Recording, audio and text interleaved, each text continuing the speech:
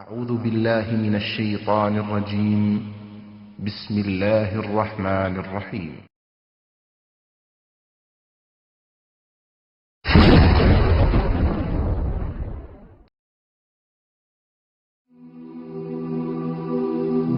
মৃত্যু এমন এক বাস্তবতা যার থেকে কেউ পলায়ন করতে পারবে না। প্রত্যেকটি প্রাণীকেই মৃত্যুর স্বাদ আস্বাদন করতে হবে।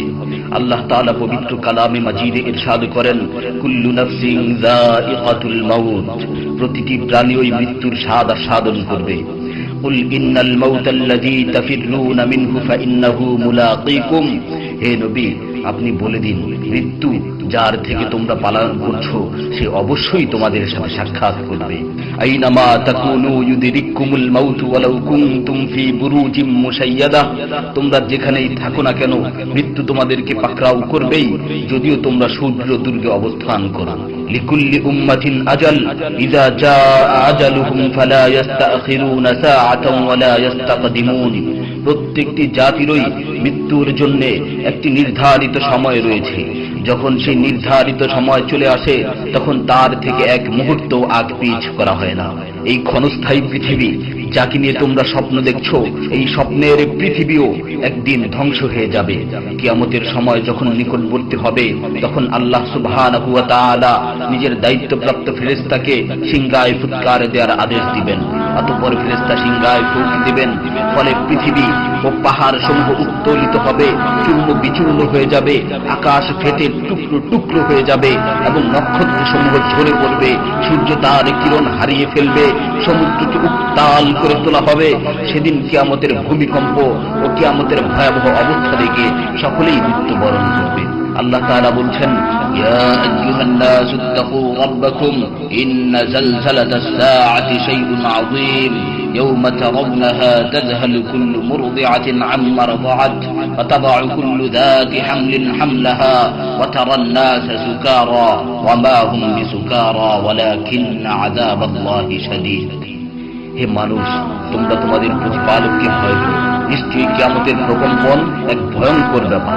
সেদিন তোমরা দেখবে প্রত্যেক স্তন্যদানকারিণী আপন দুগ্ধপোষ্য শিশুকে ভুলে যাবে এবং প্রত্যেক গর্ভধারিণী তার গর্ভপাত করে ফেলবে।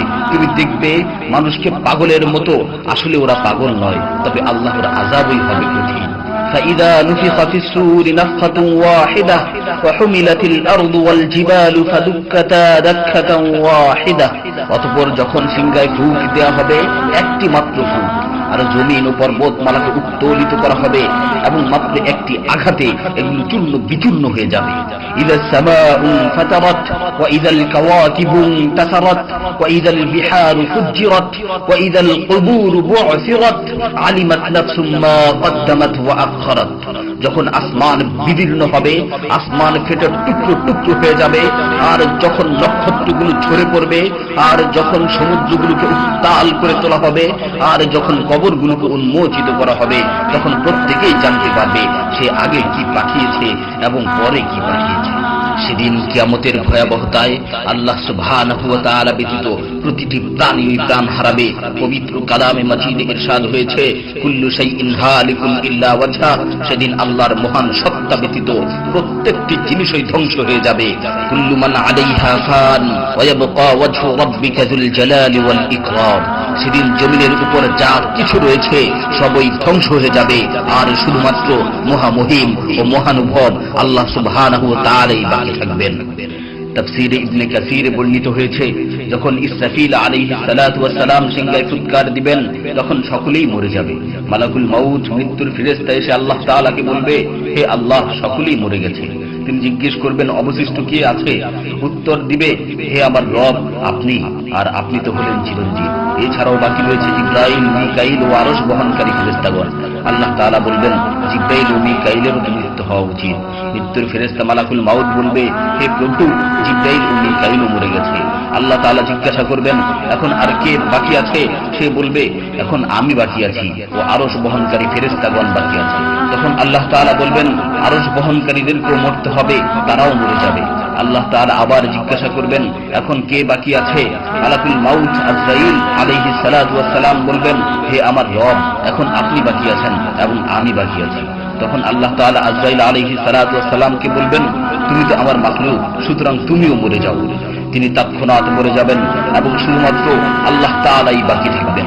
অতঃপর আল্লাহ সুবহানাহু ওয়া তাআলা জমিনকে ভাঁজ করে ফেলবেন এবং তিনি 3 বার বলবেন, আনাল জব্বার, আনাল জব্বার, আনাল জব্বার, আমি প্রতাপশালী, আমি প্রতাপশালী, আমি প্রতাপশালী। অতঃপর তিনি 3 বার জিজ্ঞাসা করবেন, লিমানিল মুলকুল ইয়াউম, লিমানিল মুলকুল ইয়াউম, লিমানিল মুলকুল ইয়াউম, আজকের রাজত্ব কার, আজকের সার্বভৌমত্ব কার, আজকের আধিপত্য কার? জবাব দেওয়ার মতো কেউই থাকবে না। তিনি আবার উত্তর দিবেন, লিল্লাহিল ওয়াহিদিল কাহ্হার, আজকের রাজত্ব, আজকের সার্বভৌমত্ব, আজকের আধিপত্য পরাক্রমশালী একমাত্র আল্লাহ। ইবনে ওমর রাদিয়াল্লাহু তাআলা আনহু হতে বর্ণিত অপর এক হাদিসে ইরশাদ হয়েছে, কিয়ামতের দিন আল্লাহ সুবহানাহু ওয়া তাআলা আসমান জমিনকে ভাঁজ করে নিজ হাতে গুটিয়ে নেবেন। অতঃপর বলবেন, আনাল মালিক, আনাল জব্বার, আনাল মুতাকাব্বির, আমি বাদশা, আমি প্রতাপশালী, আমি অহংকারী। আইনা মুলুকুল আরদ, আইনাল জব্বারুন, আইনাল মুতাকাব্বিরুন, দুনিয়ার রাজা বাদশারা কোথায়, দুনিয়ার প্রতাপশালীরা কোথায়, দুনিয়ার অহংকারকারীরা কোথায়? তখন আল্লাহ তাআলা সুউচ্চ কণ্ঠে 3 বার জিজ্ঞাসা করবেন, লিমানিল মুলকুল ইয়াউম, লিমানিল মুলকুল ইয়াউম, লিমানিল মুলকুল ইয়াউম, আজকের রাজত্ব কার, আজকের সার্বভৌমত্ব কার, আজকের আধিপত্য কার? অতঃপর তিনি 3 বার উত্তর দিবেন, লিল্লাহিল ওয়াহিদিল কাহ্হার, আজকের সার্বভৌমত্ব, আজকের রাজত্ব, আজকের আধিপত্য প্রতাপশালী একমাত্র আল্লাহ সুবহানাহু ওয়া তাআলা।